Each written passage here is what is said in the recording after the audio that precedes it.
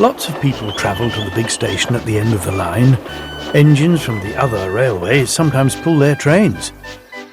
These engines stay the night and go home next day. Gordon was talking one day to one of these.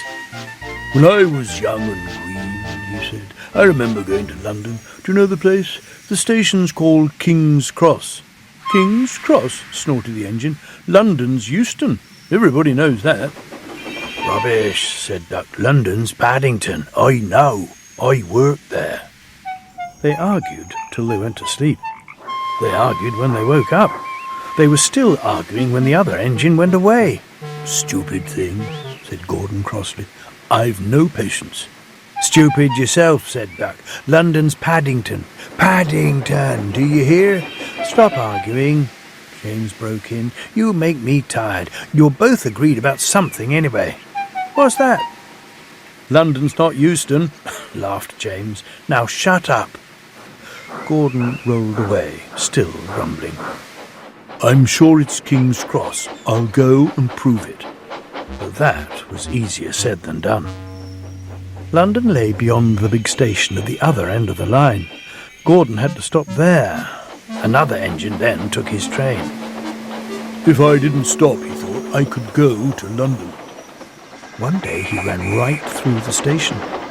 Another time he tried to start before the fireman could uncouple the coaches. He tried all sorts of tricks, but it was no good. His driver checked him every time. "Oh dear," he thought sadly, "I'll never get there."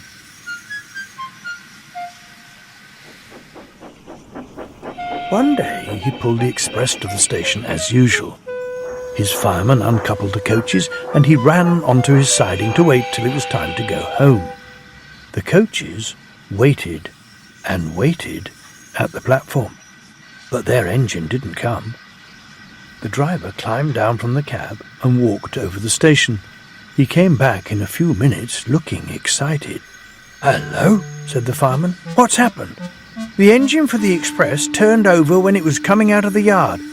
Nothing else can come in or out. They want us to take the train to London. I said we would if the Fat Controller agreed. They telephoned and he said we could do it. How's that?"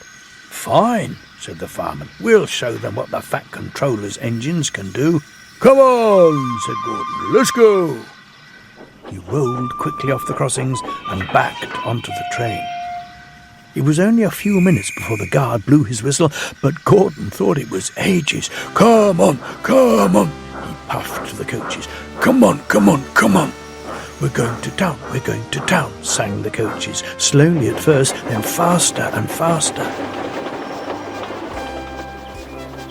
Gordon found that London was a long way away. "Never mind," he said. "I like a good long run to stretch my wheels." But all the same he was glad when London came in sight.